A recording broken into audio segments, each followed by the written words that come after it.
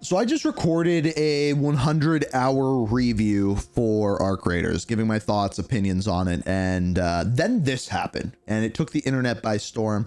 And there's, I think, a pretty solid reason for it, and that is the fact that Arc Raiders is sitting at one of the best reviewed scores for a video game that is a multiplayer shooter game ever. Ever. And people are really, really happy about it. You go through the reviews.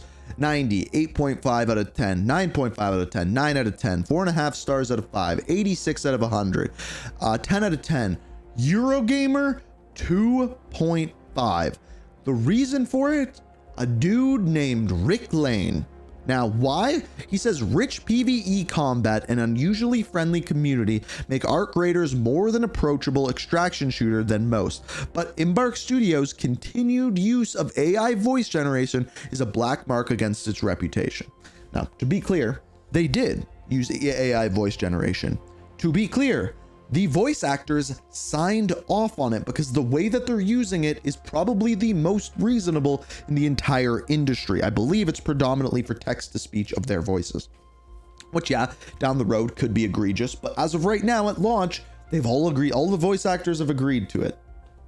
So, needless to say, people are pissed because this review is skewing the score here and pulling it out of that best-rated shooter game of all time. Meanwhile, it's hitting massive concurrent player numbers. The game runs incredibly well. People are loving it. I am loving it. But we've got a video to break down on this one, which is by One Peg here, saying Arc Raiders is a 2-star game, which is a hilarious title. Very, very well done on that title. But I'm curious to hear. It's one thing that the world. I've never listened to this person before, so we'll see if it's good, but it was the first one that came up, so let's do it. Can always count on. It's that both politicians and journalists will say some wild, out-of-pocket shit in order to gain as many clicks as possible, whether it be overt stupidity, outright lies, and a place like Eurogamer, IGN, they're struggling. Or gaslighting the ever-living fuck out of their audience in order to gain attention. And there's no shortage of any of those, is there? The day after Arc Raiders set a second consecutive all-time player count back-to-back days, baby. 462,000 concurrent players on Steam, and Embark reporting that they hit over 700,000 concurrent across all platforms. Eurogamer. So they're sitting, it is, I think, like 8 a.m. right now. It is sitting at 220,000 concurrent players, sitting at a peak of yesterday, 384,000 players. Otherwise known as Euro Trash in this case, decided it was going to finally publish its incredibly well thought out and succinct review of Arc Raiders and gave it an absolutely insanely high score of 2 stars out of 5. 2. Their reasoning? AI's presence in the video game. Just so that everyone's aware, hi, my name is One Peg. I am simultaneously recording this video on my recording software here, and also I am recording it on OBS so that you guys know that I scripted this thing myself and I am in no way an AI. Of course, now I'm going to get a bunch of comments saying you're an AI. Okay, here's one thing that is evidently true. YouTube, TikTok, everywhere is being taken over by AI to the point where it is hard to know whether or not that. I think that is why this channel has done so well this year, is because people, it's off the cuff. It's very clearly not AI written. I'm in it. You can see me. You know it's not an AI video, as well as just like there's just so much of it. There is right. He is right here. AI, and I can prove it or some dumb shit. But anyway, I shit you not. The entire article went through how brilliant the game was to play, how interesting and refreshing the game was, how interesting and refreshing interacting with other players was, how the environmental... They talk about how it is so hard to design a game where you get a friendly community, and that's one of the things that I talk about in my review, which hopefully will come out tomorrow.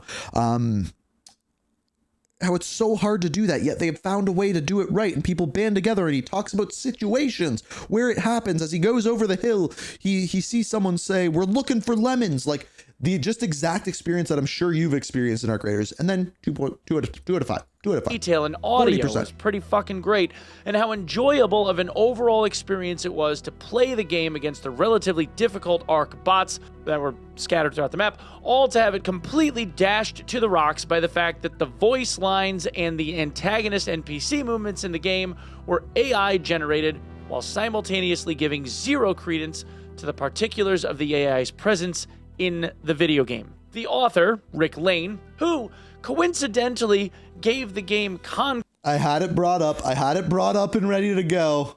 He gave Concord 3 out of 5. Concord's better than Arc Raiders. You heard it here first. Concord 3 out of 5 stars, 1 star higher than Arc Raiders, and who also reviewed the finals, giving it 3 out of 5 stars, calling it thematically wanting, with the very witty subheadline of artificial inelegance. Wait, so witty. Goes on to acknowledge that Arc Raiders uses 2 different forms of AI, machine learning and text-to-speech performance generation for its voice actors. For those of you that might be new to this kind of stuff, I'll very briefly explain. The bots that you fight in this game learned how to do what they do via a machine learning algorithm, Which someone wrote, which, by the way, makes complete sense because they're AI. Basically, they're given a set of parameters. Like, for one of the spidery bots that walk on the ground, they're programmed in such a way where an AI algorithm is shown how the spider's legs function, range of motion, how they articulate, etc. And with these set of rules, they are basically told, figure out the rest on your own. They then get told how to walk, first on flat ground, and then over. Which, by the way, technically, this means that as the game progresses, technically the AI could get harder if they learn more. Like, if they learn what we're doing to stop them and they learn what we're doing, they should technically get better, which is super cool. Terrain. This evolves then into jumping, climbing, flying, all of the behaviors that you see and their reactions to being hit, how hard they get hit, how much damage they take, and the effects of that damage on them when that happens, how they lose control when certain issues arise, like damage, flying into walls, etc. The aggressive flanking maneuvers that they take, tactics that you would expect an actual AI-controlled opponent to employ rather than having extremely scripted and predictable encounters like you see in other games that make people go, wow, the AI in this game is really stupid. Yeah, that process to make them feel so aggressive and interesting and dynamic took them years and thousands upon thousands of testbed instances to get them to where they are now. And you know what? It paid off because of this AI model that they made.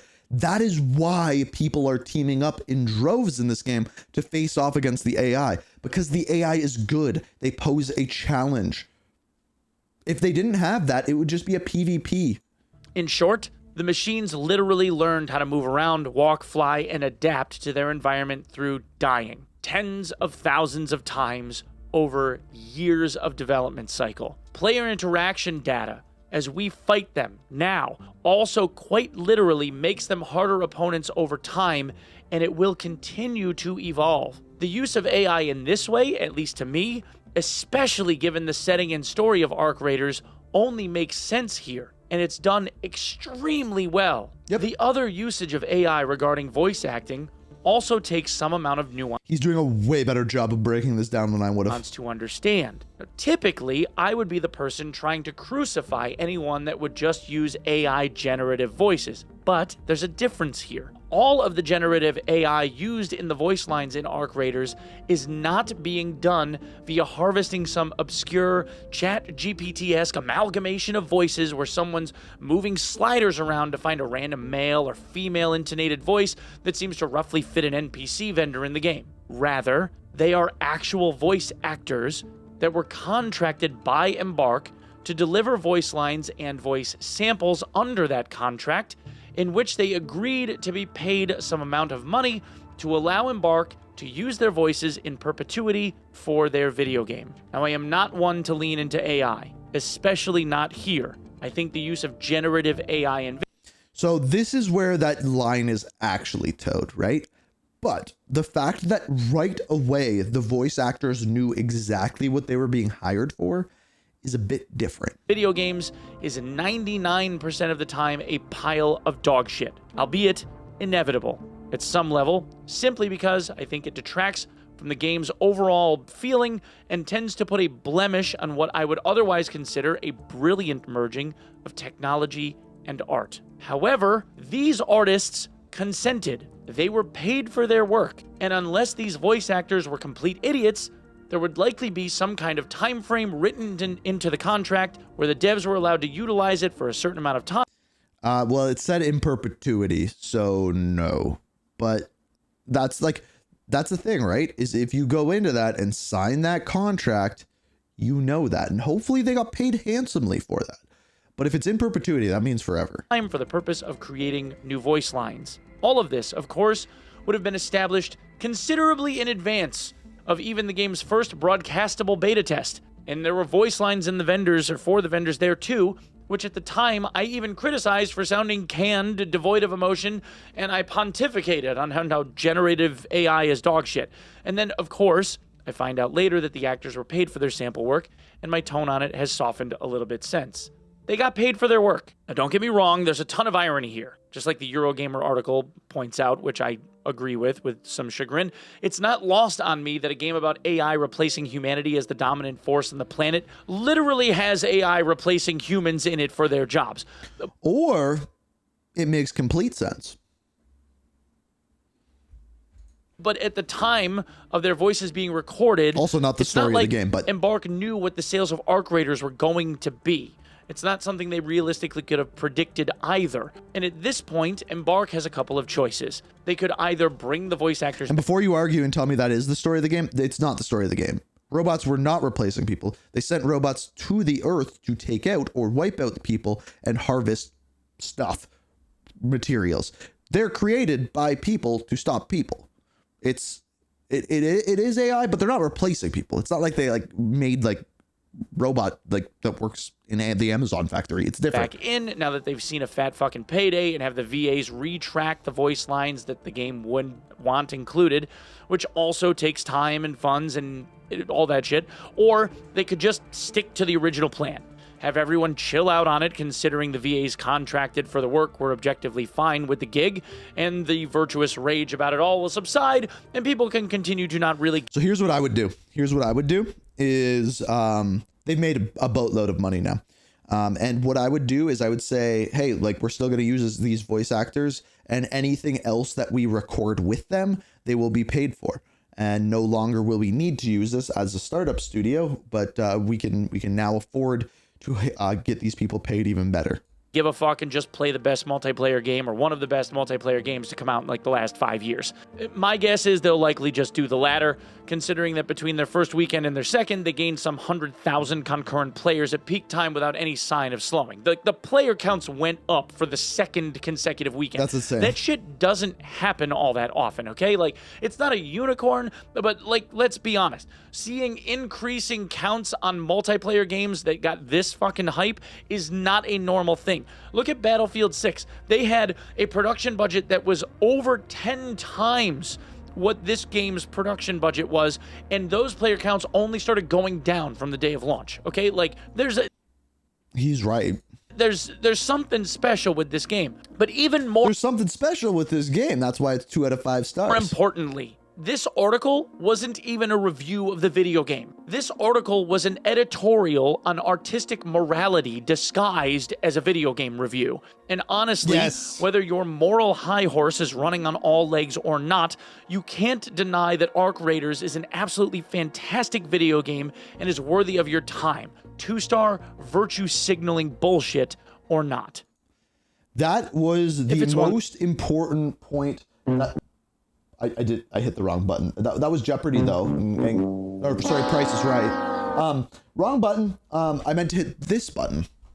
That is the most important point that he made, is that this was not a review. It was a political statement made about this game that is a dumb political statement. That's it. That's really all there is to it. So there's that. It should be, I would give it a 4.5 out of 5 stars.